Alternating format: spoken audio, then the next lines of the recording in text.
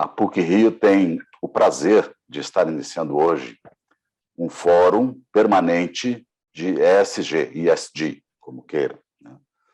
E ISD e crédito de carbono, né? São dois temas muito interessantes que o mundo está se apropriando, no bom sentido da palavra, desse conjunto ESG e crédito de carbono, e, portanto, a PUC-Rio, então, hoje faz o seu primeiro programa de uma série permanente que deve seguir aí por muito tempo. Todos os vídeos estarão disponíveis na plataforma do ECOA PUC-Rio. Depois a gente vai colocar no finalzinho desse vídeo o link para que as pessoas possam copiar e fazer acesso a isso, então. Bom, hoje, então, o primeiro evento, nós vamos tratar de projetos em créditos de carbono. E nós temos duas pessoas convidadas, e que eu já agradeço antecipadamente estarem aqui conosco. A Tamara Fem, que é da Catavento Consultoria, e o Daniel Carvalho, que é da ERA. Depois eles vão, obviamente, explicar em alguns segundos o que é a Catavento e o que é a ERA. Então, é um prazer tê-los. A regra do nosso evento é que cada um tenha 10 minutos aproximadamente de apresentação, podendo compartilhar seus slides, seu material, e depois passamos por uma sessão de perguntas, em que vou ter o prazer de ter a colaboração da Isabela Frajhoff, que sempre nos acompanha nesses eventos. Portanto, então, Tamara e Daniel e Isabela, boa tarde. E queria pedir, então, para Tamara começar a sua fala, a sua apresentação. Tamara, por favor. Muito obrigado. Claro, boa tarde, pessoal. Boa tarde a todos. Primeiramente, queria agradecer a oportunidade de estar aqui participando e contribuindo um pouco para essa websérie, mostrando aqui a visão da Catavento. Então, só apresentando um pouco, a Catavento Consultoria, ela é uma consultoria boutique de estratégia ESG. Então, nós estamos estudando com bastante afinco tudo e ajudando empresas, tudo que tem a ver com estratégia ESG, e também o foco de mudanças climáticas, que é um caminho aqui nosso da Catavento que a gente gosta bastante de estudar e falar. Então, eu queria começar, antes de entrar de fato no tópico, né, dos projetos de mercado de carbono, queria dar para vocês um pouquinho o contexto climático que a gente está agora e a importância desses mecanismos de mercado de carbono, né, para o combate às mudanças climáticas. Então, primeiramente, o IPCC, que é o painel intragovernamental de mudanças climáticas, que é o painel grupo que reúne os principais cientistas e especialistas em clima do mundo, ele vem reforçando. A gente teve o último relatório deles lançado essa semana, né? A gente está agora no início de abril, reforçando aí o senso da urgência climática global, né? Onde que nós estamos agora. E a mensagem principal é que para a gente alcançar a meta do Acordo de Paris de limitar o aumento médio da temperatura em 1,5 graus até 2100, a gente vai precisar reduzir quase metade das nossas emissões atuais, que estão em cerca de 59 gigatoneladas de CO2 equivalentes até 2030, sendo que essa redução de 50% ela fica restrita aí ao CO2, né, ao gás carbônico, e chegando na Net Zero, que é a nossa meta de neutralidade de emissões líquidas de carbono no início da década de 2050. Esse cenário ele é bastante desafiador, dado que a ciência climática ela já reconhece desde já que, mesmo com as tecnologias mais avançadas, existem setores de difícil descarbonização que terão dificuldades de reduzir ao máximo, né, de zerar suas emissões, e que, por isso, eles contarão com as chamadas emissões residuais, que são aquelas emissões que a gente já sabe que dificilmente serão possíveis de serem reduzidas. Então, para lidar com elas, vai ser necessário neutralizá-las ou removê-las da atmosfera. Então, diante desse desafio exposto, que ele não é pequeno, do que fazer com essas emissões residuais, diversas estratégias climáticas, tanto nos âmbitos de políticas públicas, né, nacionais e até em aspectos subnacionais, e estratégias corporativas estão sendo desenvolvidas e reforçadas, porque nem todas elas são exatamente novas, e entre elas estão os mercados de carbono, que é o que a gente vai falar um pouquinho mais agora. Os mercados de carbono eles podem ser voluntários ou regulados. Os mercados voluntários eles não respondem a um marco regulatório, eles não têm um ente ditando as regras oficialmente, e eles funcionam por meio da compra e da venda de unidades de reduções de emissões, que são os chamados offsets, e que aqui em português a gente também acaba chamando dos créditos de carbono. Cada offset, ele representa 1 tonelada de CO2 que já tenha sido no passado reduzida, evitada ou removida, e que, se devidamente certificadas, e esse devidamente a gente vai entrar ainda explicando quais são os standards que são aplicados, né, quem que certifica essas reduções ou emissões evitadas, e com a devida certificação, elas podem ser comercializadas entre diferentes partes. Já os mercados regulados, eles são aqueles que fazem parte de políticas públicas para redução de emissões, nos quais, geralmente, a regulação do país ou do bloco, no caso da Europa, estabelece um teto para os setores de economia. Alguns mecanismos regulados de mercado de carbono, como o da China, por exemplo, ele permite o uso de offsets para compensar ou neutralizar parte das emissões que excedam esse limite, que é o CAP, né? Por isso que é Cap and Trade, que é o nome desse mecanismo regulado, enquanto o mecanismo europeu ele não permite o uso de offsets, de créditos de carbono para compensar emissões em nenhuma escala. E aí a pergunta é, como que esses offsets eles são gerados?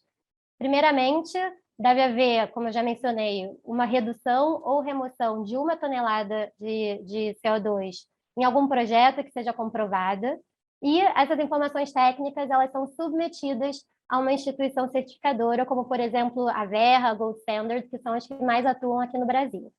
Essas instituições elas devem atestar a adicionalidade, ou seja, é aquele critério que comprove que aquele projeto não teria acontecido sem os recursos oriundos desses créditos, bem como outros conceitos importantes como a permanência da redução ou remoção desse crédito e a integridade do mesmo. Então, com esses critérios principais, existem outros também, mas com esses critérios principais comprovados, o crédito, ele é, enfim, emitido por essa certificadora e colocado à venda para que outras partes possam comprá-los. Existem diversos tipos de crédito, eles podem ser créditos baseados na tecnologia, por exemplo, que são os créditos de energia renovável ou de remoção via captura direta do ar, ou os créditos das soluções baseadas na natureza, como, por exemplo, os que são oriundos de projetos REDD+, ou de projetos de reflorestamento. E eu tenho certeza que os nossos próximos painelistas vão conseguir explicar um pouquinho sobre esses créditos das soluções baseadas na natureza, que são os créditos onde o Brasil tem aí um potencial enorme de ser um ator-chave e um grande emissor desses créditos. E, além disso, nós temos uma outra classificação que é muito importante, que define se esses créditos eles são de remoção ou de redução. E isso está aí diretamente relacionado com as características dos projetos.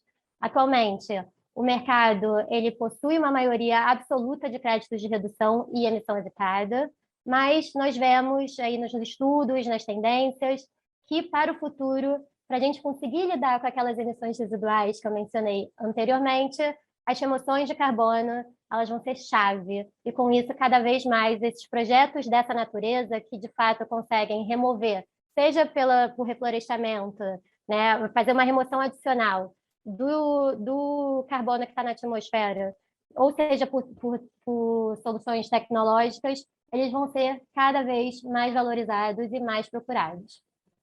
Então, qual é o retrato desse mercado voluntário, esse mercado de offsets hoje em dia?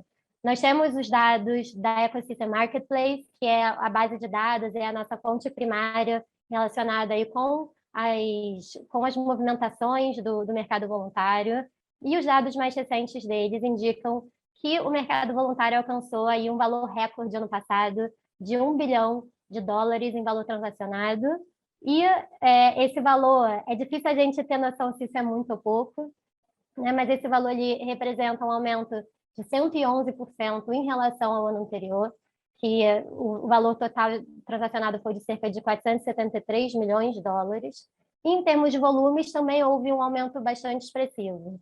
Em 2021, esse aumento foi de 60% em relação a 2020, e o volume transacionado foi de 300 milhões de toneladas de CO2, que foram transacionadas entre as diversas partes e diversos setores da economia.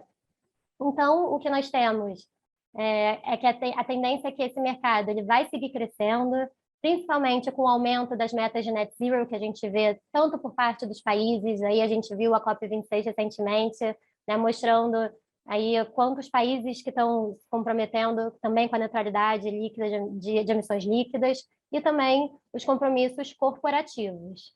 Segundo o Integrity Council for Voluntary Carbon Markets, que é uma força-tarefa que foi criada no passado para dar maior escala e robustez aos mercados voluntários, essa demanda por offset ela deve crescer aproximadamente 15 vezes até 2030, formando um mercado que deve movimentar em torno de 50 bilhões de dólares por ano. E, em 2050, a previsão é que essa demanda cresça até 100 vezes.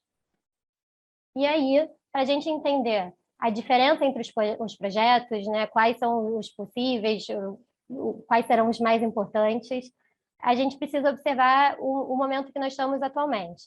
Agora, nós temos, por enquanto, que o custo dos projetos das soluções baseadas na natureza, para captura de carbono, principalmente, eles ficam em torno de 8 dólares por tonelada.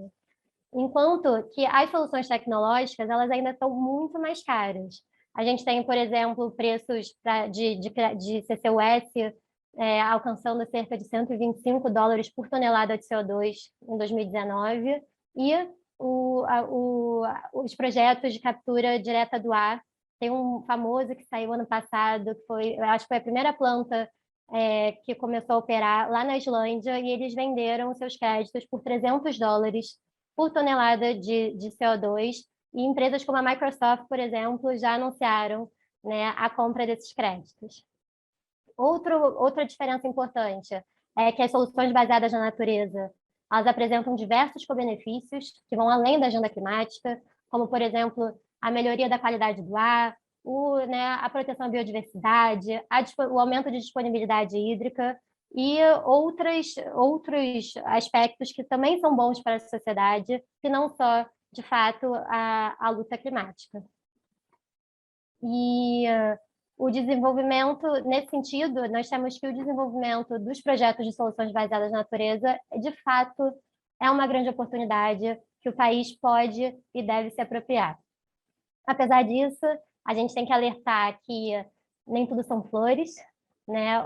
As soluções baseadas na natureza, principalmente os projetos REDD+, existem diversos questionamentos em relação a eles, principalmente do hemisfério norte, e esses questionamentos eles vêm de experiências podem ser consideradas negativas lá dos mercados da ONU, do MDL, que tiveram certo questionamento sobre a integridade dos créditos, principalmente em relação à permanência da remoção desses projetos, mas nós temos que, hoje em dia, já estão sendo desenvolvidos mecanismos no âmbito daquela força-tarefa que eu mencionei anteriormente, que reúne os maiores especialistas do mercado financeiro, do setor corporativo, para, de fato, garantir maior robustez e maior legitimidade para esses tipos de créditos.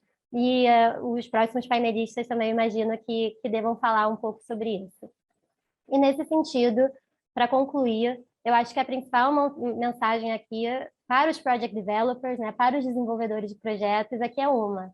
Caso o Brasil saiba aproveitar as melhores práticas que estão sendo definidas, o nosso país ele pode se tornar, de fato, um ator relevante nesse mercado por diversos motivos. Nós temos a vocação natural da floresta, temos a nossa extensão territorial que promove diversas possibilidades para diversos tipos de projetos diferentes, e também o fato de que nós somos detentores de 20% do potencial global de desenvolvimento de projetos de soluções baseadas na natureza. Então, dessa maneira, o Brasil pode capitalizar, pode gerar benefícios diversos à sua população, caso, de fato, a gente consiga comprovar a integridade dos créditos. E eu termino por aqui, vou passar minha fala para o próximo painelista. Obrigada. Obrigado, Tamara. Muito interessante esse número do Brasil ser 20%, né? Acho que a gente tem que explorar esse tema ainda para frente, né? Muito interessante. Muito obrigado. E vamos, então, passar agora para o João Daniel de Carvalho, da ERA, e ele também faz um pedacinho da apresentação do que é ERA para a gente entender e faz a apresentação de conteúdo. Obrigado, Daniel. Obrigado, Armando. Obrigado pelo convite. Eu estou honrado de estar aqui. Eu sou um ex-aluno da PUC-Rio, então é uma honra poder contribuir para esse debate tão auspicioso aí sobre a implementação de uma agenda ESG e também o fomento dos mercados de crédito de carbono aqui no Brasil, né? Eu vou compartilhar minha tela, que aí eu já apresento a Era junto com a minha apresentação. Bom, só para me apresentar rapidamente, eu sou o diretor jurídico de desenvolvimento de negócios da Era. A Era Ecosystem Regeneration Associates é uma desenvolvedora de projetos de crédito de carbono, focada especialmente no setor florestal, né, aqui no Brasil. A gente nasce com um projeto focado no bioma cerrado, que até hoje foi um bioma esquecido, vou falar um pouquinho mais sobre isso mais à frente. Eu sou também pesquisador do Blockchain and Climate Institute, que é um instituto de pesquisa para a governança climática e tecnológica para o Acordo de Paris, os mercados que nós aspiramos a ter a nível global, e membro da La Clima e também o fundador do Wellbeing Economic Alliance, que é uma rede de implementação da economia do bem-estar aqui no Brasil. Alguns pontos que eu gostaria de pincelar, eu acho que a Tamara já falou, então eu vou passar tentando trazer algumas novidades, assim, mas a minha ideia aqui era realmente focar no crédito de carbono florestal, né, no NBS, mas muito mais focado até especificamente em reflorestamento REDD+, embora a gente saiba que NBS é um termo, né, de como a gente gosta de falar, de costas largas, assim, que engloba carbono no solo da agricultura regenerativa, pode incluir manejo sustentável de florestas, em inúmeras modalidades, mas eu acho que hoje nosso carro-chefe, assim, que a gente pode falar, os dois pilares que sustentam boas soluções, inclusive as mais urgentes aqui no Brasil, certamente a gente pode falar de reflorestamento e de conservação florestal, né? Vou falar um pouquinho dos tipos de projeto rapidamente, os pilares que também a Tamara já mencionou, mas eu acho que tem algumas questões para falar sobre esses aspectos de permanência, vazamento e adicionalidade para projetos florestais, né? Como ela mesmo disse, os aspectos da integridade foram muito questionados e sim, esses mercados, tanto o REDD+, quanto o reflorestamento passaram por de certa forma, por algum tipo de crise reputacional e que hoje a gente está vendo, né, essa ressurgência tentando lidar, endereçar todos esses questionamentos que surgiram, né? E aí, no final, puxando um pouquinho a brasa para minha sardinha, a gente vai apresentar um estudo de caso da Era, né, nessa nossa implementação de um projeto de REDD no Cerrado, para tangibilizar alguns dos conceitos que eu vou trazer ao longo da apresentação. Bom, por que falar de crédito de carbono florestal, né? Eu acho que, falando de Brasil, que é uma potência de serviços ecossistêmicos, é impossível a gente não falar desse mercado, né? Mais lá na frente eu vou explicar um pouco quais são as capacidades e as formas em que o Brasil poderia estruturar um mercado regulado e, por consequência, qual é a relevância de um mercado voluntário contemplando carbono florestal para o Brasil, né? Porque a gente entende que o Brasil, tendo, né, um dos seus maiores setores de emissão sendo o setor AFOLU, né, e aqui eu trago até um gráfico mundial, né, que é um pouquinho desatualizado, mas era a melhor representação gráfica que eu tinha, mas que mostra, assim, não mudou muito, né, a gente está falando de o setor AFOLU, que é a agricultura, florestas e mudança de uso da terra, representando quase 20% das emissões mundiais. Isso é especialmente importante para o sul global, né, onde a gente vê realmente o desmatamento representando essa matriz de emissão, né? Se a gente olha para o Brasil, a gente está falando de mudança de uso da terra representando o maior setor, né? E quando você decupa esses dados, você está falando de desmatamento, na verdade. A própria agricultura, ao contrário do que o gráfico anterior mostrava, não é a maior vilã aqui, embora ela desculpa, assim, vilanizar não é a palavra certa, mas ela não é o maior emissor, né? Na verdade, é o desmatamento, é a conversão de florestas e vegetação nativa para uso agrícola, né? Então, quando a gente olha isso com honestidade intelectual, a gente pensa, bom, a gente tem que endereçar aqui no Brasil com esse tal dos créditos de carbono, dos mercados regulados, sistemas de cap and trade, mecanismos muito elegantes, porém complexos, para endereçar hoje o maior setor de emissão, que é um setor extremamente pulverizado, que está basicamente na mão de proprietários rurais, com imóveis rurais espalhados por todo o Brasil, com uma diversidade enorme de biomas e circunstâncias socioeconômicas diferentes, né? Então, para contemplar isso, como é que faz, né? Eu acho que o mercado voluntário hoje ele é um grande vetor de mudança para a gente conseguir endereçar a forma como o Brasil pode combater as mudanças climáticas de forma eficiente, né? Então, para isso, acho que é importante falar de tipos de projeto, né? E aí eu vou realmente fazer algumas distinções entre o regulado e o voluntário para explicar um pouco isso, né? Bom, eu não vou me atentar muito a isso, mas assim, a gente muito tem se conversado aqui no Brasil sobre a implementação de um mercado regulado de carbono, né? Como todo o processo legislativo no Brasil, a gente já passou por diversas iterações. Eu poderia dizer que já teremos diversas quimeras, e hoje eu pessoalmente ainda não entendo que a gente está perto de chegar num modelo adequado para contemplar Brasil, para contemplar projeto de país como o Brasil, né? Só que é isso, né? O sistema mais clássico do mercado regulado é um sistema de comércio e emissões.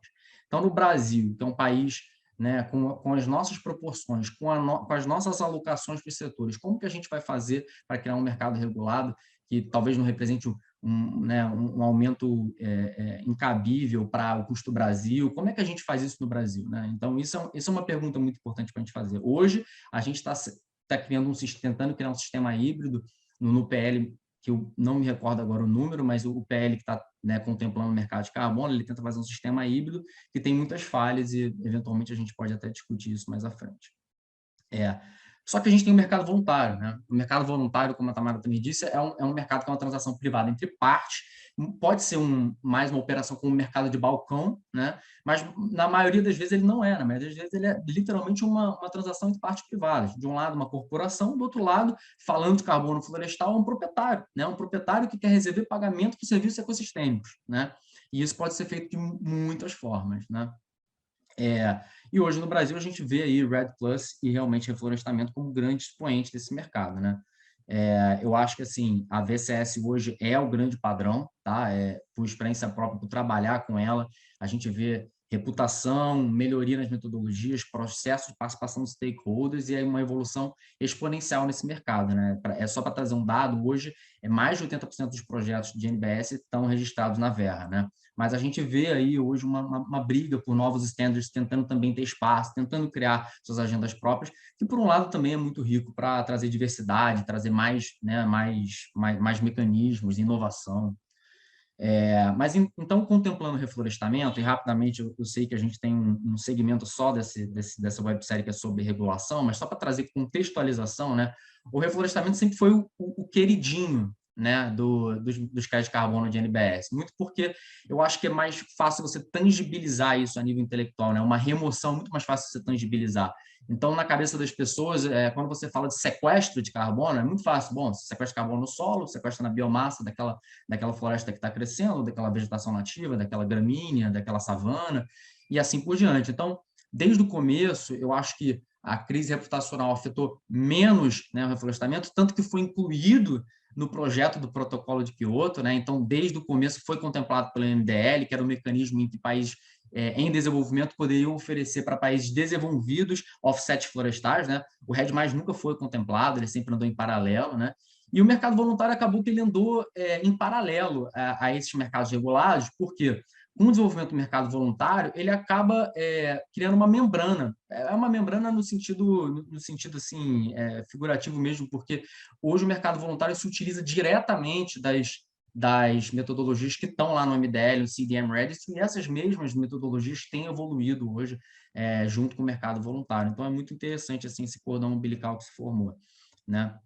E, novamente, novos standards, né, que perpassam a agenda tradicional dessa tríade aí de American Carbon Registry, Gold Standard e Verra, tem tentado criar novas metodologias próprias, a exemplo de algumas que a própria ERA trabalha, como, por exemplo, o Region Network, que é uma plataforma blockchain de serviços ambientais para inovar realmente na forma como você cria metodologias para quantificar sequestro de carbono, emissões evitadas, etc. E temos o carro-chefe que hoje eu trabalho e hoje acredito piamente como um mecanismo, né, para a gente combater mudanças climáticas, que é o REDD+. Basicamente, é uma sigla para redução de emissão por desmatamento e degradação, né? Ele representa uma emissão evitada, não foi incluído no MDL, como eu disse, mas acabou que ele foi incluído no contexto da ONU, da UNFCCC, já desde a COP, se não me engano, da COP 9, inclusive um conceito introduzido pelo governo brasileiro na época, em que o pagamento por resultados começou a ser desenvolvido. Então, basicamente, países desenvolvidos pagavam países em desenvolvimento por atingir, né, por ter essa performance ambiental. Você cria a linha de base, né, do que você teve nos últimos 5 ou 10 anos, dependendo da metodologia, e você vai atingindo essas reduções de emissão ao longo dos anos, você vai ganhando esses pagamentos por performance. Então, é uma cadeia unilateral ali, né, e não gera crédito de carbono. Isso é o que a gente viu com o Fundo Soberano Norueguês, com a Alemanha, né, e com outros exemplos aí, fazendo os pagamentos para a Indonésia, para o Brasil e para outros países com grandes florestas tropicais. Só que o mercado voluntário se apropriou desse conceito, um conceito muito eficiente e necessário, e criou crédito de carbono, passou a gerar crédito de carbono. E a VEA foi a grande líder disso e continua sendo, como eu disse, né? Por que o REDD+ é importante, né, para projeto de carbono, para o Brasil? O REDD+, ele não só endereça mudanças climáticas, eu acho que hoje a gente tem uma visão, especialmente falando de ESG, né, quando a gente está falando de materialidade para a empresa, a gente vê que o REDD+ endereça muito mais que essa visão carbonocêntrica só de emissões, emissões, emissões, né? Tudo que a gente escuta hoje, você vai ver relatório de sustentabilidade, na maioria das vezes, as empresas estão falando de emissões, né? Eu acho que é uma curva de aprendizado natural, mas a gente tem que mudar, né? E o REDD+ ele endereça muito mais que isso, né? O REDD+ endereça mudanças climáticas, endereça biodiversidade, endereça desertificação. Então, a gente vê em um mecanismo só o endereçamento de 3 convenções da ONU, né? Porque esses 2 outros fatores que eu falei, desertificação e biodiversidade, são contemplados por convenções próprias da ONU, né?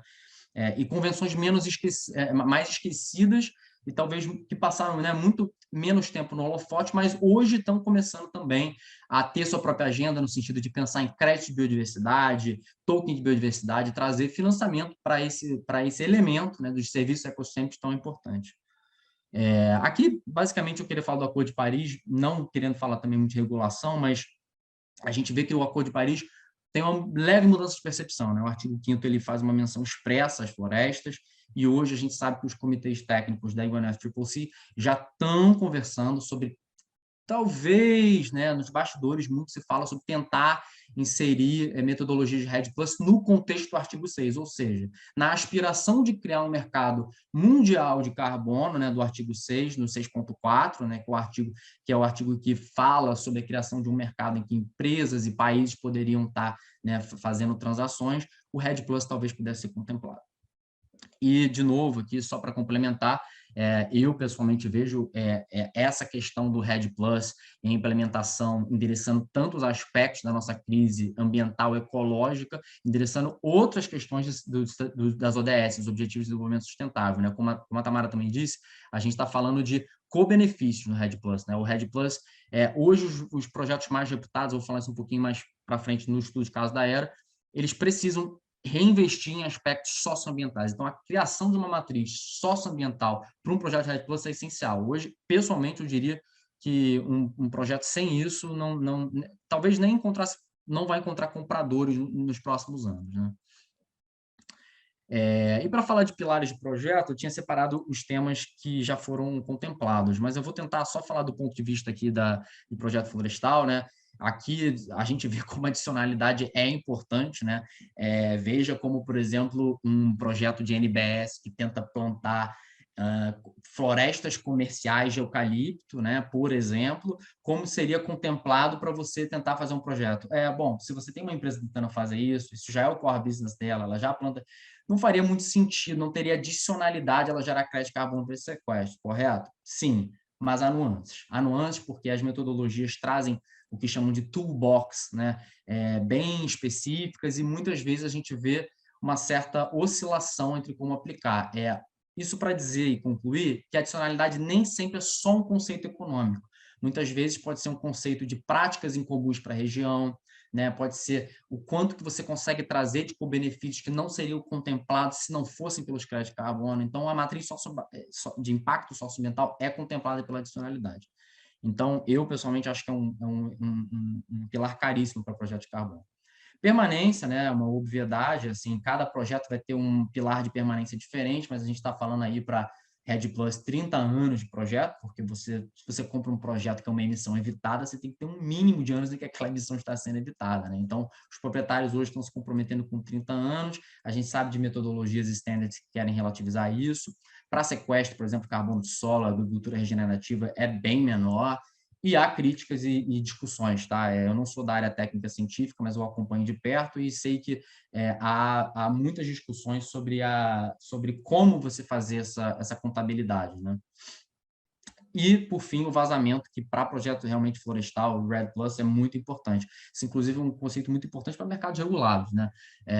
O vazamento é basicamente você garantir que aquela emissão ela não está sendo simplesmente deslocada para uma outra região, né? Isso vale tanto para mercado regulado, então, se você vai implementar um sistema de cap and trade, você quer garantir que aquela jurisdição que implementou o cap and trade no mercado regulado não está simplesmente transpondo todas as suas indústrias para uma outra jurisdição, porque aí o jogo é um jogo de soma zero, e isso vale também para a floresta. Se você está evitando um desmatamento numa região, não pode ir simplesmente para o vizinho, né? Isso vale tanto para mecanismos de hedge, quando você está falando de desmatamento planejado, que é o próprio proprietário que vai desmatar, né, para o uso agrícola ou para qualquer outro uso. Então, ele está fazendo uma renúncia do direito de desmatar, ou desmatamento não planejado, como são fatores externos, agentes externos que estão, né, que você está contemplando no seu projeto, que pode ser, por exemplo, garimpeiros, uma madeireira ilegal. Então, você quer garantir que esses agentes, ou que você mesmo, numa propriedade vizinha, não está simplesmente preservando aqui e levando para o outro lado, deslocando aquele desmatamento para uma propriedade vizinha ou para uma região vizinha, né? E, de novo, não é algo fácil de se computar, existem métricas, equações, formas, linhas de base de calcular isso, e tudo segue um rigor metodológico, né? E agora, finalmente, partindo para o final, sei que o nosso tempo é curto, falar rapidamente sobre o estudo de caso da Aera, para tangibilizar, afunilar um pouco dos conceitos que eu acabei de falar, né? A Aera, como eu disse, é uma desenvolvedora de projetos de crédito de carbono e a gente hoje foca exclusivamente em REDD+. A gente nasceu com um projeto no Cerrado, né? Um bioma que foi notoriamente esquecido, né? A Amazônia hoje está muito no holofote. O Cerrado é importantíssimo, né, para os serviços ecossistêmicos brasileiros. A gente está falando de recursos hídricos, de vegetação nativa que mantém, né, a estabilidade climática do celeiro do nosso país, né? Então, e muito por questões também de políticas públicas, arranjos geopolíticos, a gente viu que a moratória da soja na Amazônia acabou deslocando o desmatamento, olha aí o conceito de vazamento, deslocou muito para a fronteira agrícola do Cerrado, né? Então, a Aera sempre teve como missão, e muito por causa da nossa fundadora, né, a Hannah Simmons, de proteger o Cerrado pela sua importância estratégica. Então, como eu disse, o programa REDD Cerrado é o nosso projeto, né, de REDD no Cerrado. Aqui é só para explicar um pouco da dinâmica, né, de como o Matopiba é hoje uma região que tem grande pressão de desmatamento pelo avanço da fronteira agrícola, e a gente está vendo, aqui a gente consegue ver a importância dos mercados voluntários de carbono perfeitamente. Assim, o que a Aera faz para conseguir contemplar esses proprietários que têm aspirações conservacionistas e levar o pagamento por serviços ecossistêmicos?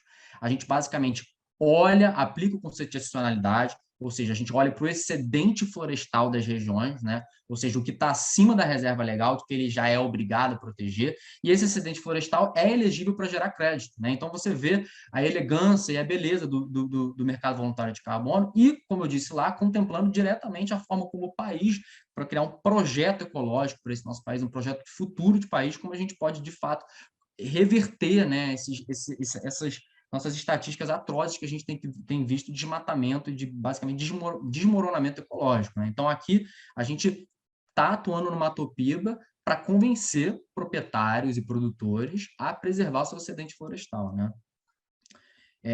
Enfim, todo mundo já ouviu isso, mas o Brasil realmente pode triplicar a produção de alimentos sem derrubar mais uma árvore, né? A gente pode, inclusive, fazer isso fazendo recuperação de pastagens degradadas, e hoje a nossa missão é justamente levar esse dado para os produtores para convencê-los a manter seus excedentes florestais, né? E aqui é só para mostrar um mapa bem didático de como a gente olha, né? Como é um overview de uma análise de projeto, né? Aqui a gente olha, né, no verde escuro, que é a reserva legal, e tudo que vocês estão vendo em verde claro aqui em volta é basicamente o que é adicional, né? Então, aqui a gente está aplicando o conceito de adicionalidade. Então, esse excedente florestal é contemplado e, passando por todo aquele ciclo de projeto que a Tamara já falou, a gente consegue gerar crédito de carbono no final desse processo, né? E, como eu disse, a implementação de co-benefício é super importante. Nos nossos projetos, especificamente, a gente tem aplicado, por exemplo, a gente tem revertido para programas sociais que contemplam educação ambiental. implementação de sistemas agroflorestais para pequenos produtores, especificamente contemplando famílias com mulheres campesinas, que existe uma grande vontade de entrar nesse setor da agricultura regenerativa, seja para a segurança alimentar, como também para gerar renda extra, né, para as famílias e adentrar esse mercado para gerar valor agregado. A gente, por exemplo, tem implementação de cúrcuma e baru, esses sistemas agroflorestais que são hoje, né, cultivares que têm bastante valor econômico no mercado. E monitoramento de fauna, né? Hoje a gente vê, por exemplo, a onça pintada do cerrado, que a gente encontra em algumas regiões que a gente está trabalhando, sendo uma das onças mais ameaçadas do país inteiro, né? De todos os biomas, né? Notoriamente a gente sabe que a Amazônia e Pantanal tem uma grande densidade populacional, mas não no cerrado. Então, o monitoramento para ver a saúde da espécie e eventualmente conseguir até implementar ações para melhoramento ecológico para a espécie é algo que a gente também faz. E aí você vê o ciclo virtuoso do RED entrando na sua epítome, realmente, e mostrando todo o potencial que a gente consegue trazer. E isso a gente está falando de trazer capital privado, né, pessoal, no fim do dia, que a gente está trazendo empresas que estão comprando esses créditos são revertidos para todos os co-benefícios, né? Aqui é só um pouco da metodologia do hexagrama que a gente usa, que contempla 6 pilares, né? E é muito interessante porque são 18 indicadores que a gente vai implementar ao longo dos 30 anos de projeto. Aqui alguns dados do programa Poli, está um pouquinho desatualizado, porque a gente já fez mais unidades demonstrativas que está escrito aí, mas a gente já capacitou 80 jovens no ano passado e ofereceu 5 cursos de sistemas agroflorestais, e temos parcerias com inúmeras escolas famílias agrícolas, e começamos a que começou, que foi a gênese de tudo, foi a de Porto Nacional, no Tocantins. E aqui é uma foto de um belíssimo sistema agroflorestal, que vocês conseguem ver banana, cúrcuma, moringa, feijão guandu, que é o que a gente implementa, né, para essas famílias e como unidade demonstrativa nas próprias escolas, para poder levar, né, a agricultura regenerativa, porque muitas pessoas não sabem, mas mesmo no currículo das escolas, que é muito bacana, são escolas realmente incríveis, ainda não temos muito educação para sistemas agroflorestais, que de resto é um sistema de agricultura regenerativa que a gente vai precisar muito para o Brasil para atingir certas metas e certas aspirações ecológicas que o nosso país pode certamente, com as ferramentas adequadas a atingir, né? Então é isso, pessoal. Eu termino aqui minha apresentação. Espero que eu não tenha passado muito tempo e agradeço pelo tempo. Obrigado, Daniel. Você falou uma coisa que me chamou a atenção, né? Você disse esse conjunto de iniciativas é mais do que só emissões, né? Isso é muito forte, isso é realmente impactante, essa frase que você usou. Bom, eu anotei 2 perguntas, uma para o Daniel e uma para a Tamara. Eu acho que a Isabela também anotou uma para cada um, né? Então, Isabela, vou começar aqui para quebrar o gelo, né? Então, eu vou começar com o Daniel. Vou escolher o Daniel para falar a primeira coisa, né? Daniel, eu vejo as empresas, quer dizer, quando elas fazem essas medidas de pegada de carbono, né? Assim, é alguma coisa que chama atenção, porque umas vão com mais profundidade no tema, outras com mais superficialidade, às vezes grandes empresas, às vezes pequenas. É uma, entre aspas, uma mistureba enorme, né, de conceitos e de... Onde estão as maiores oportunidades para as empresas na questão de pegada de carbono? Como é que isso funciona? Olha, trabalhando hoje na ponta de quem está fornecendo offset para as empresas, eu diria com toda, e eu acho inclusive isso é um argumento que vai para o macro dos mercados de carbono e para como você consegue contemplar emissões, né? Eu acho que hoje as empresas têm que fazer o dever de casa delas, né? Então elas têm que estar ligadas a algum tipo de standard específico para o próprio inventário delas, né? Hoje ela pode se utilizar do Science-Based Targets, por exemplo. Ela tem outros standards que ela pode usar, como Carbon Disclosure Project, o CDP.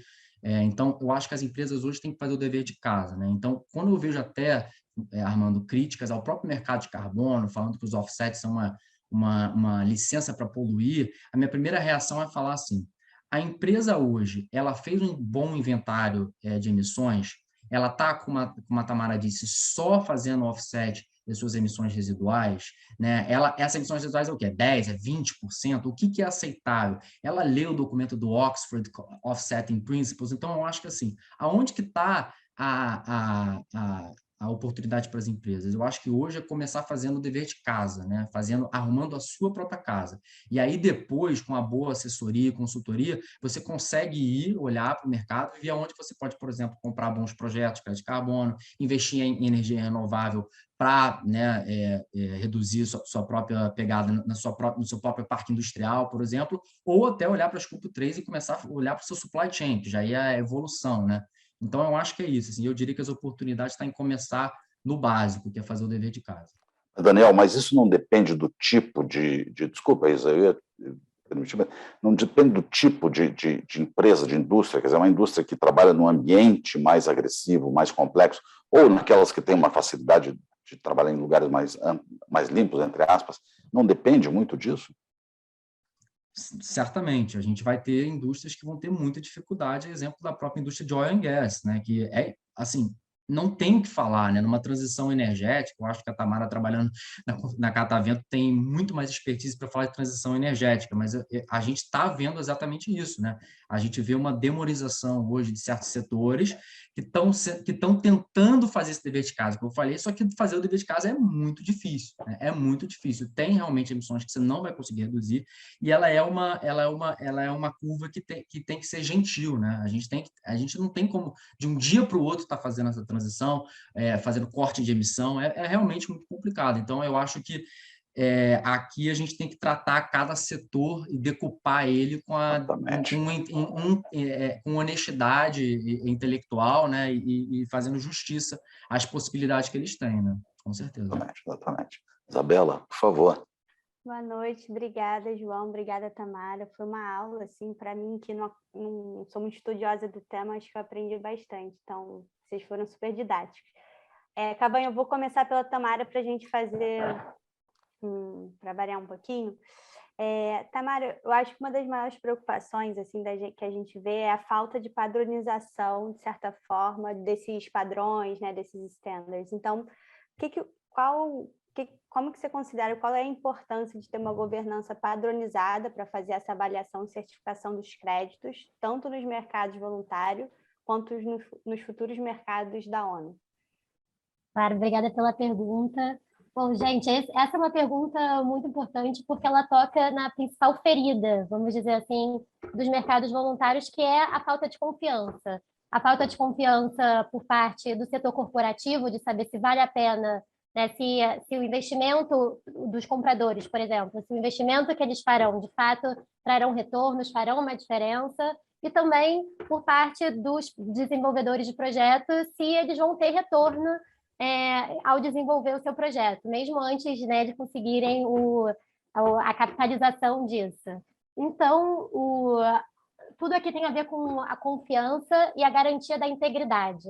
Então, o que a gente tem hoje ainda, apesar de nos últimos 2 anos a gente ter, né, visto um enorme avanço, hoje ainda é um mercado que é complexo, é um mercado que é fragmentado, que existem diversas certificadoras, que existem regiões do mundo que emitem muitos créditos, que compram muitos créditos, e regiões onde esses créditos são pouco utilizados. O que, na verdade, essa governança unificada poderia trazer é uma estruturação para tornar essas transações mais confiáveis. E, tornando essas transações mais confiáveis, você vai ter melhores projetos, você vai ter mais capital vindo, principalmente, esse é um argumento que é muito importante, que eu não falei na minha apresentação, né? Que os maiores emissores, os maiores compradores, eles vêm, a gente chama do Global North, né? Vêm do hemisfério norte, vêm dos países mais desenvolvidos. E eles querem contratos mais estruturados, eles querem garantias, e para isso a gente precisa fornecer bases de dados unificadas, que hoje em dia, por exemplo, não existem. Né? A gente tem uma base de dados da Universidade de Berkeley, que eles tentam pegar com as diversas certificadoras os projetos que eles conseguem certificar por ano. Nós temos o Ecosystem Marketplace, que faz o baseline, né? Eles pegam os dados por questionários próprios, que eles vão atrás dos project developers, por exemplo. Então, a gente não tem, de fato, um lugar que ofereça a certeza, né, e a confiança que esses projetos podem vir a merecer a ter. Falar que todos merecem também é um pouco ingênuo, né? De fato, existem projetos que são fracos, que tem certificadoras que têm critérios que são menos, né, afinados, refinados. Então, a proposta que já está sendo discutida aí nos últimos 2 anos de trazer essa governança unificada é justamente para melhorar as transações que já existem. Agora, Isabela, para não deixar a Tamara descansar, né, para continuar pedindo para ela mais uma coisa. Tamara, a minha curiosidade é a seguinte, quer dizer, o setor privado, o setor do Estado, União, legisladores, como são esses papéis desses agentes todos, né? E mais, né? Quer dizer, empresas privadas, e o Daniel deu uma cutucada nisso, nós temos muitas empresas privadas aqui que são filiais de empresas internacionais, que têm seus interesses fora do Brasil, né? Como é que é esse invólucro todo disso, Tamara? Então, como eu falei anteriormente, os mercados voluntários eles não respondem a uma regulação e um frame regulatório de países ou de estados, como a gente vê em outros lugares, né? Falando de mercado voluntário, o que a gente vê que, por exemplo, que pode vir a acontecer no Brasil, né? A gente não sabe porque o PL que está em discussão ainda está em discussão, ainda não está definido. O que a gente vê é que os governos eles podem facilitar o ambiente para o desenvolvimento desses créditos. Os créditos não respondem a uma regulação, eles não são verificados por uma regulação, mas se você tem, por exemplo, no Brasil, onde nós temos uma taxa de desmatamento enorme, crescente, né? Como que a gente vai conseguir garantir, por exemplo, a permanência dos créditos de carbono florestais que forem emitidos na Amazônia? É difícil, né? A forma como um governo poderia vir a ajudar nesse sentido do mercado voluntário é de garantir um ambiente onde esses créditos eles possam ser bem geridos, bem definidos e bem estruturados, porque, de fato, os mercados voluntários não têm influências dos governos e de qualquer frame regulatório. Quando a gente olha para os mercados regulados, aí é o contrário. Os governos, na verdade, eles ditam tudo, eles ditam as regras, eles ditam quem pode emitir, eles ditam quem pode comprar, os eventuais offsets, né? Realmente são mecanismos separados, não dá para a gente querer juntá-los oficialmente. O que a gente vê, o que a gente espera, por exemplo, com os mercados da ONU, que vão ser uma espécie de mercados regulados, misturados com os mercados voluntários, é que ainda não se tem a clareza de como essa fungibilidade vai se dar, né? Realmente, essas discussões de mercados da ONU elas estão muito iniciais ainda, eu acho que o João Daniel pode me complementar se ele quiser, mas ainda não há clareza de como essa junção de fatores vai se dar. Né? Eu espero que eu tenha conseguido responder. Não, tá certo, tá ótimo. Isabela, para empatar o jogo, ficar 2-2 nas perguntas, você faz a derradeira para o Daniel? Eu vou fazer uma pergunta aí aqui, puxando a brasa para mim, a sardinha, sobre o blockchain, também aproveitando que você também é um estudioso sobre o tema. A Tamara ela falou muito 3 palavras assim, que eu acho que tem tudo a ver com o conceito de blockchain, né? Tecnologias de registros distribuídos, que é confiança, integridade e banco de dados unificados, né? Então, tipo, é você ter confiança nas informações que estão circulando. Eu queria entender como que você enxerga a tecnologia blockchain como uma tecnologia que pode ajudar a manter uma certa confiança nas informações que são transacionadas, nas certificações que são feitas, na integridade das certificações e também das informações, né, que são baseadas nessas certificações. Como que os contratos inteligentes poderiam eventualmente ajudar a padronizar essas metodologias e essas verificações? Como que você entende que essa tecnologia poderia ajudar nesse contexto? Maravilha, essa é uma ótima pergunta, assim, realmente tem sido, assim, o meu estudo recentemente e temos trabalhado diretamente com isso. Então, pessoalmente, eu tenho uma piada interna que eu faço que é assim, o blockchain muitas vezes é uma solução procurando um problema, né?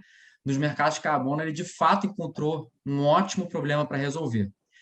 O blockchain ainda está tateando onde que ele quer trabalhar. Então, hoje, acho que assim, o low-hanging fruit que ele está conseguindo trabalhar é justamente em oferecer liquidez para o lado da venda, né? Então, a gente vê muitas plataformas blockchain que elas estão aqui, assim, trazendo até bastante exatidão o que está acontecendo, né? A gente está trazendo os créditos de carbono do mercado voluntário desses standards que nós tantos comentaram aqui, da Verra Gold Standard, aposentando eles, trazendo eles para uma plataforma, algo que tem sido muito controverso e discutido, e lá nessa plataforma blockchain você gera um token que tem bastante liquidez, torna o processo muito rápido, muito seguro, né? Você realmente revoluciona a forma de comprar crédito de carbono, e algumas empresas estão caminhando até para se tornar mini bolsas de valores, assim, né? Assim elas gostam de se denominar, e eu acredito que o futuro poderia ser isso. Hoje é uma aspiração, mas eu entendo o projeto, né? Que a gênese é isso. Agora, aonde que a tecnologia blockchain também pode oferecer muita coisa, mas aí a gente fatalmente esbarra no futurismo, né? Que o blockchain também está sempre nessa linha entre o que é viável para implementar hoje, né? E o que é uma aspiração. O blockchain pode ajudar em muito desenvolvimento de projeto, né? Na ponta de quem está lá no campo. Então, quando a gente fala de conceitos como internet das coisas, poxa, tanta coisa que hoje, dessa interconectividade entre a membrana entre o que está on-chain e off-chain, isso pode ser melhorado de uma forma. Então, eu vou dar um exemplo. Hoje a gente está trabalhando na Era no projeto de biodiversidade, que está tentando levar camera traps, né, aquelas armadilhas fotográficas, e bioacústicos, que são a captação, né, dos ruídos da natureza, diretamente, né, usando machine learning para, né, o blockchain. Então, a gente está conversando com vários atores, universidades e tal, para conseguir fazer esses pilotos. Isso gera para um projeto de biodiversidade, né, para a geração de um crédito de biodiversidade. Então, quando você olha para isso, você está não na ponta da liquidez, você já está na ponta de geração de criação de projetos, desenvolvimento de projetos. Isso é incrível, né? Mas, de fato, hoje a gente está vendo a semente sendo germinada, né? Ainda tem muitas falhas, ainda existe a membrana que eu falei entre o mundo off-chain e on-chain, é muito larga, né? Ela ainda é muito difícil intransponível, então existe ainda muita coisa manual de implementação, porque é aquilo, o blockchain é imutável, uma vez que ele entra lá, ele é um dado imutável, né? Com algumas exceções, dependendo do tipo de blockchain que você opera. Mas, na prática, você ainda tem o elemento humano ali no meio. Então, a gente está vendo aí enorme potencial. Da ponta da venda já está crescendo muito, e eu acho que isso vai. There's no going back, né? Agora realmente é um caminho sem volta, e eu acho que, inclusive, as grandes certificadoras, né, elas vão ter que se adequar a esse novo mundo, porque já é uma realidade. E a gente já está vendo até o próprio Integrity Council, todo mundo, o IETA, já oferecendo seus relatórios para falar como que o blockchain tem que ser implementado, onde que ele entra, quais são as diretrizes, né? Porque todo mundo já tem seu espaço e quer entender como é que essa tecnologia vai entrar para agregar, né? E do outro lado, como eu disse, a gente ainda vai ver o grande potencial, e quando a gente chegar, eu tenho certeza que daqui a 10 anos, se a gente fizesse essa websérie de novo, a gente estaria com outro segmento, especialmente para Nature Based Solutions, né? A gente vai ver desenvolvimentos realmente incríveis. Que legal. Ótimo. Obrigada, João. Obrigado. Bom, vamos então encerrar, o nosso tempo está chegando perto do final, né?